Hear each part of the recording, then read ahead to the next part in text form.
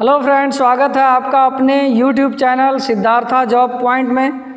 आज का भी टॉपिक एनसीईआरटी ईवीएस से है, जो क्लास 3, 4, 5 का एनसीईआरटी सीरीज चल रहा है। ये क्लास 4 है, यानी ये पार्ट 4 वीडियो है। 3 वीडियो आपको डिस्क्रिप्शन लिंक में मिलेगा, उसको ज़रूर देख लीजिएगा। ये हम ईवीएस एनसीईआरटी का कवर कर रहे हैं। आज का वीडियो में हम लोग देखेंगे कि जो बच्चों की किताबें एनसीईआरटी क्लास 4 और 5 में खेल से संबंधित देखेंगे कि जो खेल होते हैं गांव के, या फिर इसमें खेल से संबंधित प्रश्न भी पूछता है कर्णम मल्लेश्वरी से, वहां से हर बार प्रश्न रहता है। कर्णम मल्लेश्वरी का भी जिक्र करेंगे। इसके अलावा इसमें हम लोग पक्षियों के घोंसले के बारे में, आवाज़ के बारे में बात करेंगे। पक्षी के घोंसले, अलग अलग पक्षी किस तरह से घोंसले बनाते हैं, या किन चीज़ों से बनाते हैं, किन जगहों पर बनाते हैं और क्यों घोंसला बनाते हैं, उसका भी जिक्र करेंगे हम लोग। खेल की बात करें तो बचपन में आप लोग कई ग्रामीण खेल या छोटे मोटे खेल खेले होंगे जिसको आज आप इग्नोर करते हैं, जैसे कबड्डी हो गया, क्या क्या होता है, तुड़ वाला सब होता है। तो कबड्डी का एनसीईआरटी में जिक्र है, पिट्टो का जिक्र है। पिट्टो में क्या होता है कि कुछ जो है पिट्टो होते हैं और उस पर जो है चढ़ाया जाता है। चढ़ाने से पहले बॉल यदि लग जाए तो आपका वो वैलिड नहीं होगा। यदि आप बॉल आपके शरीर में टच होने से पहले, यानी कोई फेंक रहा है बॉल और आपके शरीर में टच नहीं हो रहा और चढ़ा दिए, तो आप उसमें जीतते हैं। कबड्डी एक ग्रामीण खेल भी है और अब तो अंतर्राष्ट्रीय स्तर पर भी हो गया है। तो ग्रामीण में ये बहुत ज़्यादा प्रचलित है कबड्डी में हम लोग कई तरह का वर्ड उपयोग करते हैं। तू हु नहीं, कित क्या बोलते हैं हम लोग तो भूल गए हैं। आप लोग को याद होगा तो बताइएगा कमेंट बॉक्स में। तो कबड्डी हो गया। खेल की बात करें तो हम लोग कर्णम मल्लेश्वरी, जहाँ से प्रश्न बार एग्जाम में पूछता है, कर्णम मल्लेश्वरी ये आंध्र प्रदेश की थी और ये इसके पिता जो थे ये हवलदार थे, और ये बचपन से ही वेट उठाना शुरू कर देती थी। यानी कर्णम मल्लेश्वरी क्या थी? भारोत्तोलक थी। भारोत्तोलक जिसको इंग्लिश में कहते हैं हम लोग क्या, वेट लिफ्टर। भारोत्तोलक क्या होता है कि जो वजन उठाता है, तो जिम वगैरह में भी आप लोग करते होंगे, देखिएगा। तो भारोत्तोलक थे। और ये ओलंपिक 2020 में भाग ली थी।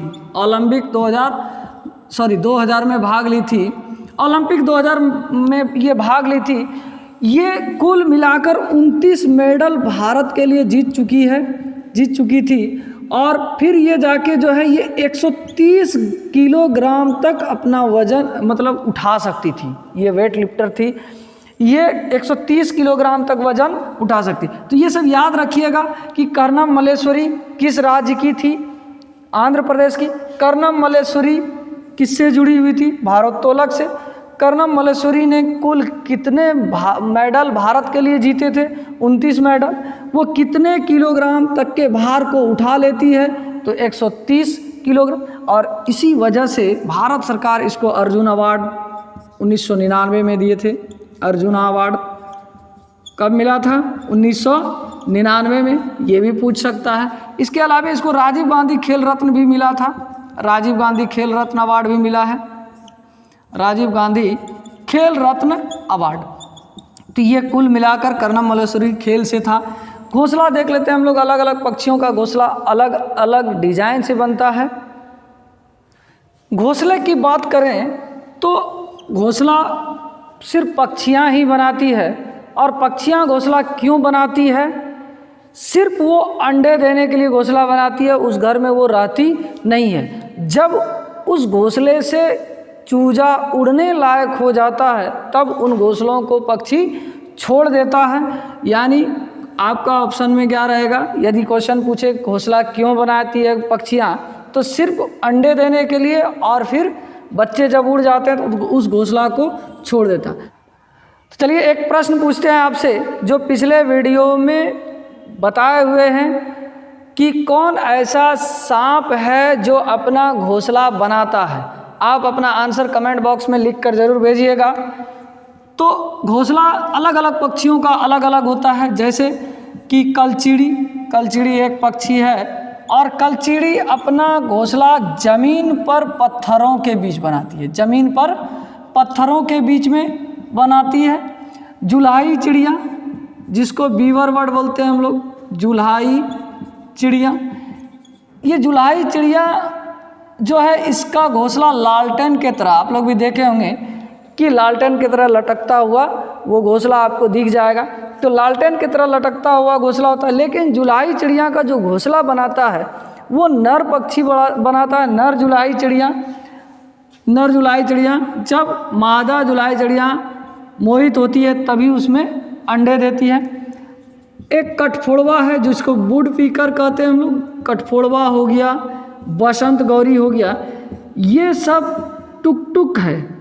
यानी टुकटुक क्या कह सकते हैं कि ये हमेशा, ये जब भी घोंसला बनाएगा ये किसी पेड़ के टहनी में, पेड़ के जो तना होते हैं मोटे मोटे, उसमें चोंच से अपना टुक टुक मार के अपना उसमें खोड़र बनाता है और उसी खोड़र में अपना अंडा ये देता है। कुछ पक्षी ऐसे हैं जो हमारे घरों में भी घोंसला बना लेते हैं, जैसे कबूतर हो गया, कबूतर, गोरैया, ये ऐसे पक्षी हैं जो हमारे घर में कहीं भी, चाहे वेंटिलेटर हो या फिर कहीं पर छोटा सा जगह मिल गया, यदि पुआल वाला छप्पर है आपका, तो उसमें क्या करता है कि वो गोरैया वहाँ भी अपना घोंसला बना लेता है। तो कबूतर हो गया, गोरैया हो गया, ये सब घोंसला हमारे घरों में भी बना लेता है। दर्जिन चिड़िया, जिसको टेलर बर्ड कहते हैं हम लोग, ये दर्जिन चिड़िया क्या करती है कि दो पत्तों को आपस में सटा लेती है और अपना चोंच से, उसका चोंच बहुत नुकीला होता है, चोंच से सीती है। अब सीती क्या चीज़ से, जैसे ताड़ पत्ता हो गया या खजूर पत्ता हो गया, उसका सिरा निकाल के और उसी से सीते हुए घोंसला बनाती है ये दर्जिन चिड़िया, यानी टेलर बर्ड।